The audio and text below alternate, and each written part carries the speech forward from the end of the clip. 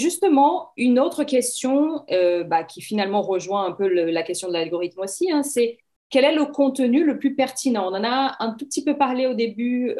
Laure a commencé à nous dire effectivement, parler de la technique, c'est moins intéressant. Il vaut mieux mettre la lumière sur le client et ses besoins et non pas sur nous. Alors justement, quel est le contenu le plus pertinent pour avoir des clients, pour que les gens s'intéressent à nous sur Instagram?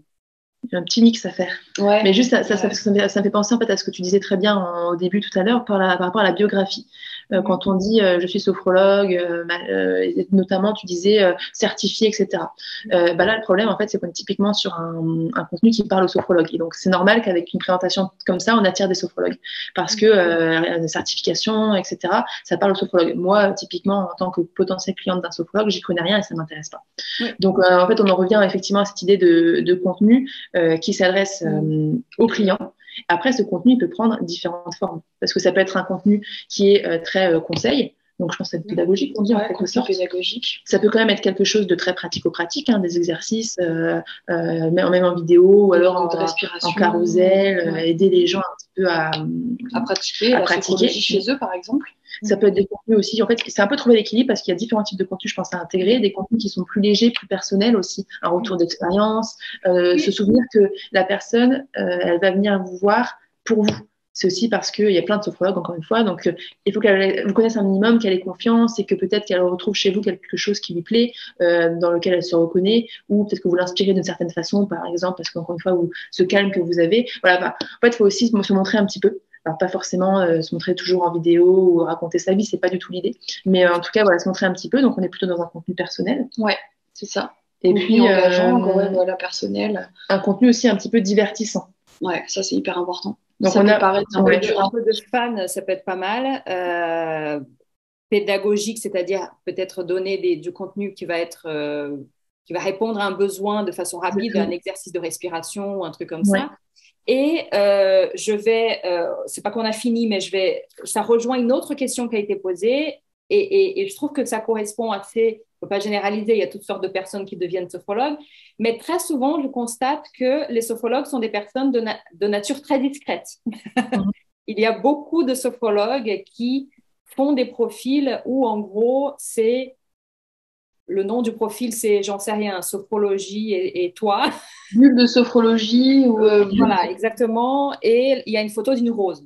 Et là, ce que tu disais, Laure, et tu l'avais déjà dit un peu plus tôt, c'est qu'on a envie de communiquer avec des gens. Et il faut...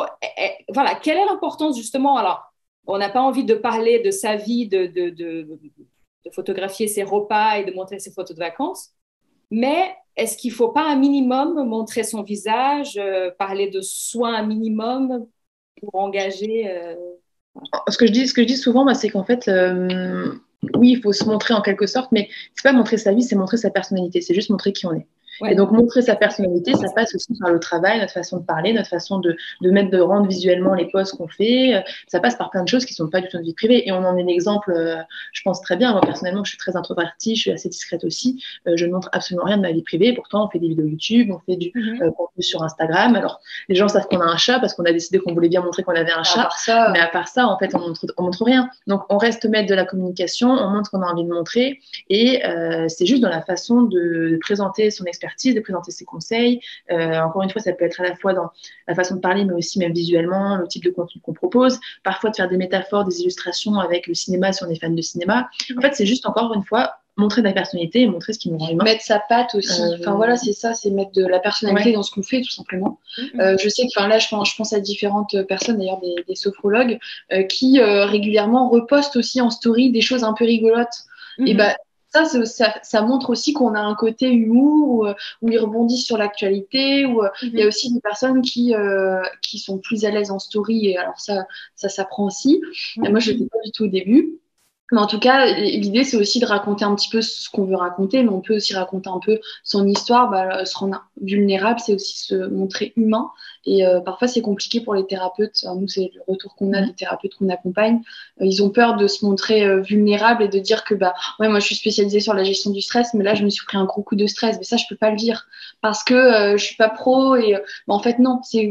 Ça aussi, c'est un contenu authentique et humain. Et c'est ça qui va permettre de créer du lien parce que la personne qui va lire que ouais, moi, je suis passée par là et je vivais j'ai vécu telle situation qui était hyper douloureuse pour moi et la sophrologie ça m'a aidé, c'est pour ça que j'en fais mon métier. Déjà c'est hyper inspirant et la personne elle va se dire mais ouais mais je suis pas la seule à ressentir ça en fait. Donc c'est un contenu humain qui humanise le compte en fait et après on s'attache aussi à la personne en face. Et elle s'hésite pas. Ça peut être un partage d'idées parce que là on parle du parcours personnel, ça peut être aussi un retour, une anecdote ou un avis sur la problématique d'un client. Alors bien sûr on donne pas le nom du client mais voilà, j'ai été confrontée à ça aujourd'hui ou j'ai rencontré telle ou telle personne ou j'ai vu ça dans telle ou telle émission, ça m'a fait ressentir ça et c'est aussi ça qui va créer une interaction, demander l'avis des gens et en tout cas vraiment nous je pense ce qu'il faut vraiment se dire là-dessus c'est que on montre ce qu'on a envie de montrer mais que encore une fois on veut un compte qui soit personnel et qu'on est là quand même pour promouvoir son activité et donc son activité sa personne en quelque sorte quand on est indépendant, quand on est sophrologue encore une fois la personne elle vient nous voir nous donc c'est hyper important quand même que la personne puisse mettre un visage sur un nom même pour la mémorisation, parce que sinon, elle va voir les contenus, notamment tu parlais du Exactement. S'il y a 15 millions de comptes, Sophro et moi, Sophro et toi, etc., bon, à fond, c'est compliqué, quoi. On confond tout et on vous perdez dans le lot. Et alors que voilà, le visage, il est unique. La voix aussi, la façon d'être, c'est unique. Et c'est en fait, moi, ce que je trouve intéressant dans tout ça, c'est que c'est facile, dans le sens où on est juste soi-même. Après, bien sûr, ça plaira peut-être moins à d'autres personnes, mais on n'est pas là pour plaire à tout le monde non plus. Il y a des sophrologues pour tout le monde, mais c'est justement que ça permet d'être soi-même, d'être beaucoup plus léger, de pas vouloir toujours rentrer dans le cadre et donc de se formater un petit peu ou de se censurer. Je pense que c'est un peu difficile au début parce qu'on n'ose pas. Mais en fait, c'est ce qui est assez libérateur et ce qui permet ensuite on a peur d'être jugé, mais finalement, s'il y a quelqu'un qui n'aime pas finalement notre personnalité, etc., il va juste arrêter de nous suivre. Il ne va pas forcément venir. Et c'est quelqu'un qui n'aurait pas pu être client non plus. Donc, faut aussi dire donc, c'est pas grave à la rigueur. C'est pas grave, j'irai voir quelqu'un d'autre et quelqu'un qui lui correspond mieux. Et c'est OK. Quoi. Mais c'est très intéressant ce que vous dites sur le fait qu'effectivement, on choisit un sophrologue aussi pour lui, pour sa personnalité. Ça fait partie du jeu et on ne choisit pas que la sophrologie. La sophrologie, finalement, est assez accessoire, j'ai envie de dire.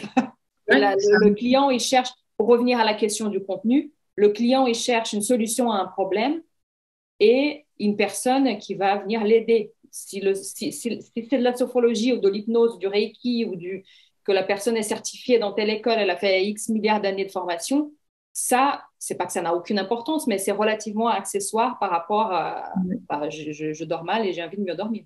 Et parce que finalement, même si on se dit, moi, ça m'intéresse pas du tout, j'ai pas envie de me montrer, etc., le problème, il n'est pas seulement sur Instagram, il va être partout.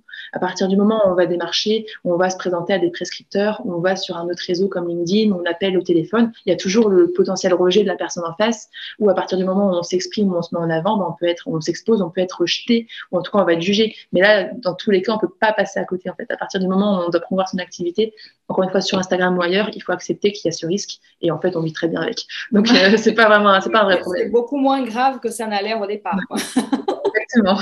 Et alors, justement, par rapport à l'algorithme, est-ce qu'il y a une heure? Il y a beaucoup de personnes qui disent qu'il faut poster à telle heure pour être plus... Voilà, si on poste à telle heure, c'est plus le post, il va durer plus longtemps ou je ne sais pas quoi.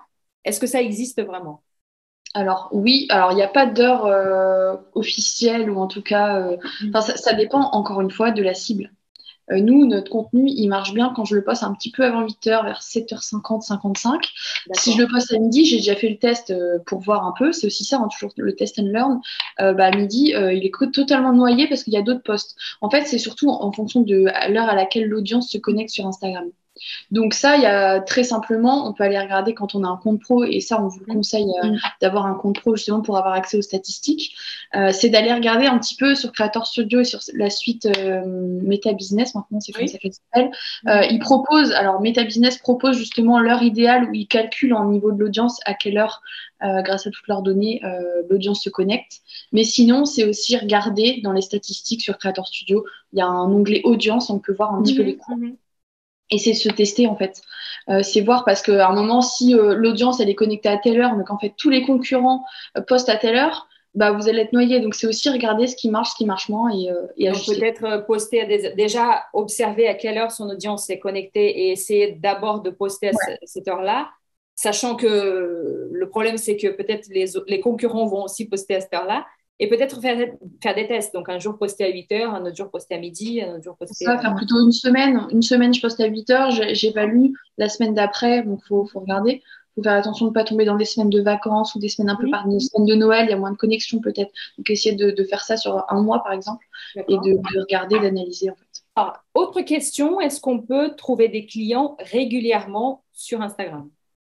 Alors oui, ça prend du temps. Ça, on le répète, mais c'est important de savoir que même si vous avez tout le savoir du monde, nous c'est ce qu'on dit dans notre formation, hein, mais après la formation, vous n'allez pas avoir une vague de 1000 abonnés d'un coup. Ça va prendre du temps parce que les gens, faut qu'ils créent de la confiance. Le compte, il grandit tout doucement et après, c'est plutôt exponentiel. Mais en tout cas, au début, ça prend du temps. Régulièrement, oui, c'est possible. Il y a des gens qui vivent que d'Instagram aujourd'hui.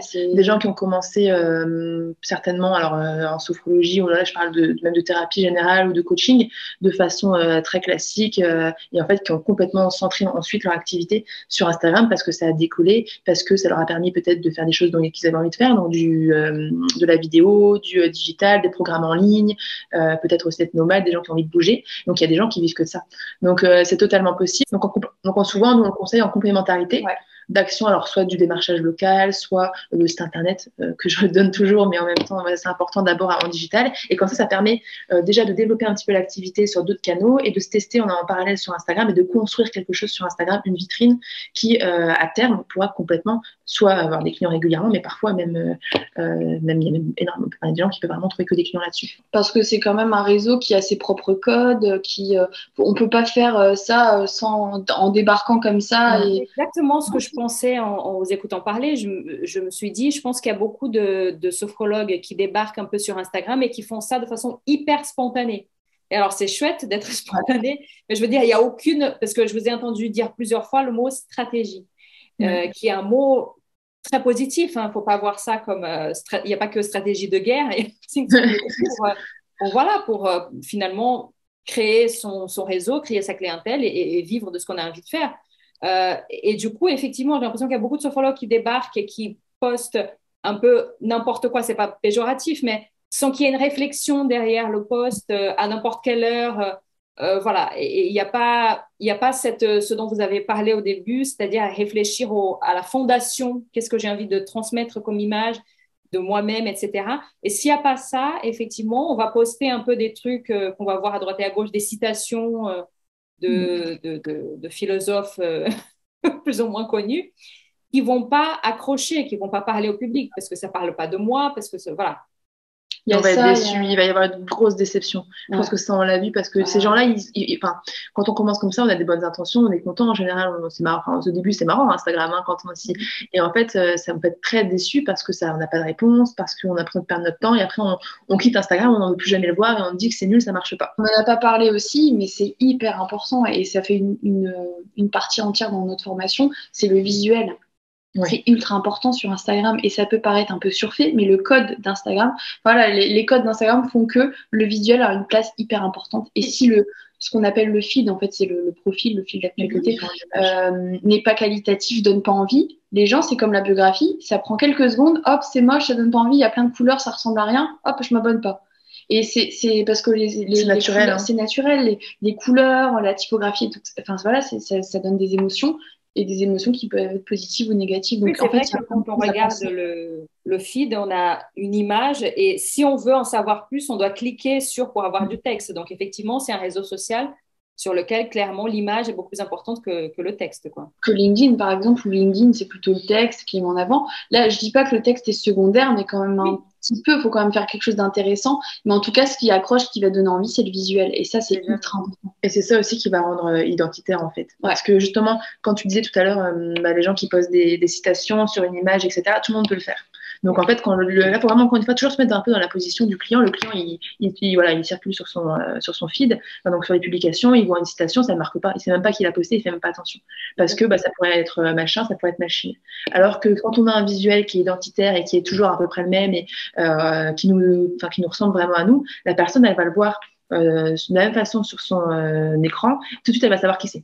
si je devais résumer, puisqu'on n'a plus de questions, ça vaut le coup d'investir son énergie et son temps sur Instagram, mais il faut connaître tous ces codes, justement, pour pouvoir proposer quelque chose qui va être perçu et vu par nos clients potentiels, par l'algorithme aussi qui va finalement nous laisser plus de place.